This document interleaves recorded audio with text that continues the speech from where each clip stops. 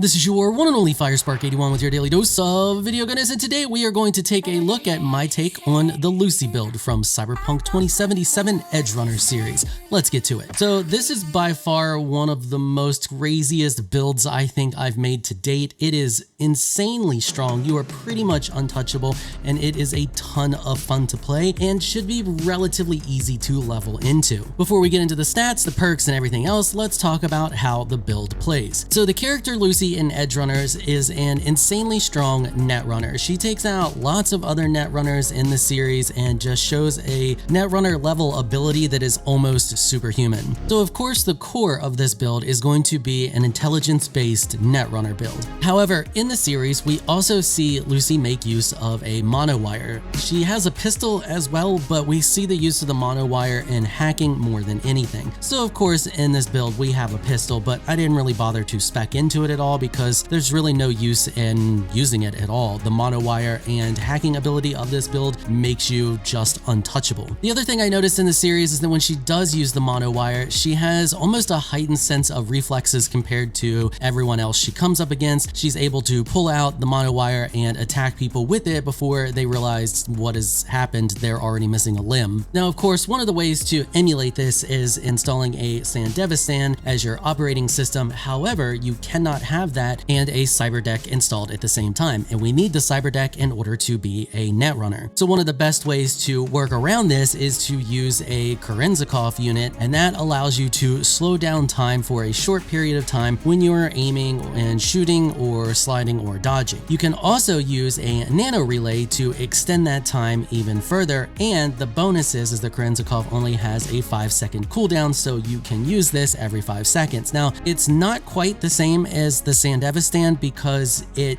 makes you slow as well. Like, you get a few seconds of being able to move in a specific direction when you are using this, and you do move a little bit faster than the enemy. You can pull off some attacks, but you are significantly slower. When you use the 𝐸𝐸𝐾, everybody around you is slow and you're fast. This is a little bit different, but it does allow you to easily get the jump on pretty much any enemy, and once you start hitting them with the monowire, they're gonna go down really quickly. In the series, we also see that Lucy can almost make herself invisible, and I'm pretty sure she does this just by hacking the eyes of people around her. However, in the game we have the option for optical camo, and that kind of just fit the theme of the whole thing of her just being hard to target in general, so we also equip optical camo. All of these things come together to make an absolute monster of a build. So let's talk about our attribute points and where we put them. So for this build, you are going to put 12 into body, 18 into reflexes, 18 into technical ability, and 20 into intelligence. Let's start off with body. So we put 12 into body just to give us more survivability. Also, it helps us with our melee because we are using the monowire, and that is considered melee. We have regeneration, which allows health to regen during combat. We have Wolverine, which allows health to regen 60% faster during combat. We have True Grit, which increases our max stamina and allows us to swing the monowire longer. We have Epimorphosis, which increases our health regen threshold from 70 to 75% in combat and 100% out of combat. This just means out of combat we can regen to 100% of our health. We have Pack Mule because increased carry capacity is always nice. We also have like a butterfly, which allows us to dodge without using any stamina. We have Invincible, which increases our max health by 15%. Tenacious V allows us to continue to regen HP even if we get hit. And last but not least, we have Steel and Chrome, which increases our melee damage by 20%. Next, in reflexes, all of our points in reflexes go into the blades category because the monowire is considered a blade. We put 3 points into Fiery Blast, increasing our damage by 3% for every 1% of the health missing from the enemy we are attacking. Then we have Blessed Blade, which increases our crit chance with blades by 10%. We have Sting Like a Bee, which increases our attack speed with blades by 30%. We have 3 points into Roaring Waters, which strong attacks with blades deal an additional 30% more damage. Flight of the Sparrow reduces the stamina cost of all attacks with blades by 50%. Float Like a Butterfly, dodging increases damage with blades by 50% for 5 seconds. This works really well with the 𝐸𝐸𝐾 because you dodge, it slows down time, and you're attacking, and that whole 5 seconds that you have the 𝐾𝐻 going, you also are dealing 50% increased damage with the blades. And then last but not least, we have Death Bolt. While wielding a blade, defeating an enemy restores 20% of your health and increases movement speed by 30% for 5 seconds. Moving on to technical ability, we have 18 points in technical because you should just put 18 points in technical for every single build. Doesn't matter what you're building, crafting is OP in this game. It's always been OP and it will probably always continue to be OP in this game. So we have your standard stuff, which I am going to just breeze through really quickly here because it's all just your standard stuff and none of it really affects how the build plays. So waste not, want not, let there be light, 200% efficiency, field technician, 𝑥-𝐺𝐿𝑜, however you say that, mechanic, efficient upgrades, cost optimization, and edge runner artisan. Now, obviously, as you are leveling, you will want true craftsman, which allows you to craft rare items, as well as Grease Monkey, which allows you to craft epic items, but you can respec your perk points later on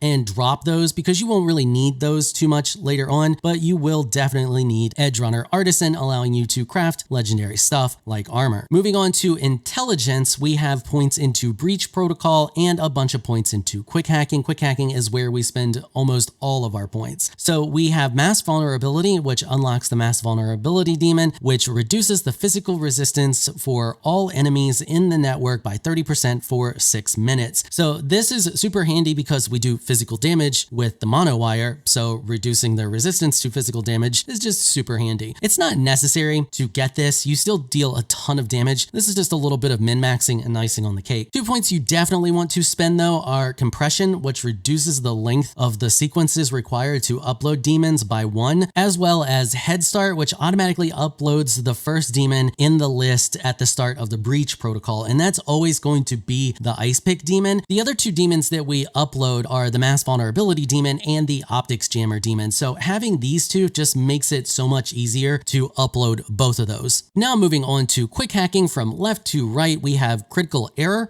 which allows our quick hacks to deal crit hits based on our crit chance and crit damage stats. We put 3 points into Plague, which states that quick hacks that can spread jump to 3 additional targets. Signal Support increases crit hack duration by 50%. Subliminal Message, quick hacks deal 100% more damage to unaware targets. Bloodware, quick hacks deal 30% more damage. Biosynergy allows RAM to recover during combat. You recover 12 RAM units every 60 seconds. Forget-Me-Not, eliminating a target affected by a quick hack instantly recovers 1 RAM unit. I Spy reveals an enemy netrunner when they are attempting to hack you. All 3 points into Daisy Chain, eliminating a target affected by a quick hack reduces the existing cooldowns for all other active quick hacks by 50%. Diffusion, quick hack spread distance is 2 times larger. Mnemonic reduces the cost of quick hacks used against an enemy already affected by a quick hack by 2 RAM units. Optimization reduces the cost of quick hacks by 1 RAM unit. And last but not least, I have no idea how to pronounce that, but available Cyberdeck RAM cannot drop below 4 units. Now, obviously, while you are leveling, you're going to want to put perk points into all of the perks that allow you to craft quick hacks and upgrade them until you get the ultimate quick hacks you are looking for and you have all of your necessary quick hacks maxed out. At that point, you can respec and drop all of those points to put points into perks that are going to help you deal more damage, because those crafting perks are going to be completely unnecessary because you'll already have the hacks that you need. Now let's take a look at Cyberware. So for Cyberware, we have the X disc, which increases our RAM units by 5. We have the Visual Cortex support, which increases our crit damage by 30%. And we have the Limbic System Enhancement, which increases our crit chance by 7%. Now, something I want you to take note of here is that I do not have all legendary Cyberware installed. There's plenty of stuff that is epic or lower quality. For example, our Corrosion Optics, they're only epic level. They don't need to be any higher level. Obviously, if you want to completely min-max, you can, but it doesn't really matter because the stuff that we do have makes us just unstoppable. So a lot of the other little things that I've slotted here are just kind of icing on the cake. So for example, we have the bioplastic blood vessels, which just increase our health regeneration outside of combat by 10 points per second. Our health regeneration outside of combat is already insane. This just makes it even more insane. So you can slot any of them that you want in here, and it's just going to further improve it to the point of just absurdity. Then we only have the rare version of the bioconductor, reducing all of our Cyberware cooldowns by 10%. We have the 𝐈𝐦𝐻𝐨𝐫𝐭𝚚𴜏 injector, however you pronounce that, which increases breach time by 100%. We have the detoxifier, which just grants us immunity to poison, because why not have immunity to poison? We'll talk about how to get other immunities here in just a minute. Next is an important combo, and that is the 광𴘚𴜏. Obviously, you want the legendary version of that, and then whatever the highest nano relays you can get. I currently have the one that's epic, and that gives us 2 additional seconds of our 광𴘚𴜏, giving us a total of 5.5 seconds, which is more than enough of 광𴘚𴜏 because it only has a 5-second cooldown to it. Next, we have the highest subdermal armor we can have, because armor is nice, giving us a total of 300 armor, and of course the optical camo. This gives us a full 10 seconds of invisibility, which once again, more than enough, but there is a legendary version of the optical camo that you can get as well if you want it, and then it has a 60-second cooldown. For our cyber deck, I went with the NetWatch NetDriver MK5. This gives us offensive quick hacks can be uploaded to 3 targets within a 6-meter radius. Increased damage dealt by quick hacks by 30%, increases our cyber deck RAM recovery rate by 9 units per 60 seconds, and increases our quick hack spread distance by 60%. We are running all legendary quick hacks, starting with Reboot Optics, Short Circuit, Suicide, Detonate Grenade, Ping, and Synapses Burnout. These come with a host of different side effects to them, and all together they just make you insane. Next, I have the Titanium Bones, increasing our carry capacity by 40%, and the Micromotors, increasing our attack speed by 20%. We have the legendary Smart Link equipped on our hands, and I'll explain why when we talk about leveling this build. And then of course, we have the legendary Monowire, and our mods for that are the physical damage, because we want physical damage. We have perks that increase our physical damage. We have the Monowire Battery, high capacity, increasing our charge damage by 50%, and then we have our Sensory Amplifier, increasing our crit damage by 20%. And last but not least, we have Reinforced Tendons, because double jump is awesome. Now let's talk about our armor and the mods on our armor. So the armor that you choose doesn't really matter too much, because you can now look however you want to look with the wardrobe ability.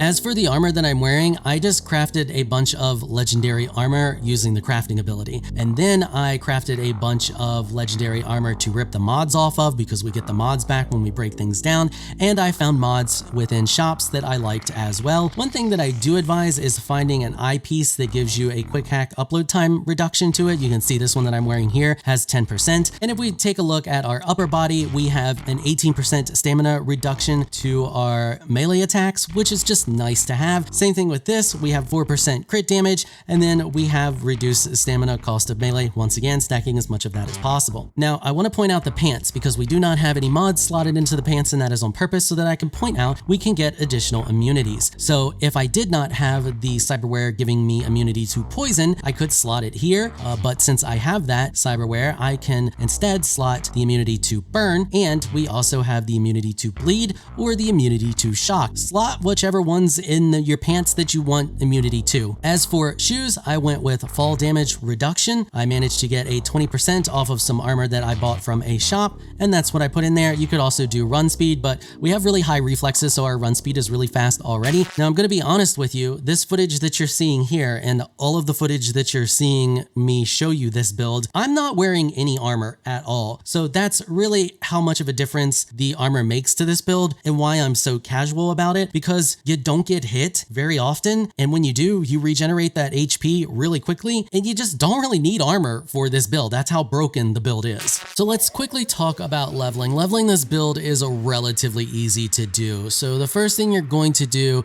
is get 14 points into your tech ability. The reason for this is that it allows you to easily access crafting loops so that you can make a ton of money. Once you get 14 levels into crafting, you want to make sure you get this perk right here, which reduces the crafting cost of all of the things that you craft. Then you are going to start by making this gun right here. Making this gun will allow you to essentially break even. You actually make a little bit more, but it's not enough to really matter, but you break even on the parts that you use to craft it, allowing you to level up the ability further until you unlock the ability to craft this epic smart pistol right here. This thing is going to allow you to return anywhere from $200 to $300 profit to start with, depending on your level when you unlock it, and then from there it just increases more and more as you level. For fighting in the early levels, just use the smart sniper rifle along with with some tech guns. Because you are putting points into the tech ability, you can temporarily put points into tech and smart weapons. This allows you to easily do a ton of damage.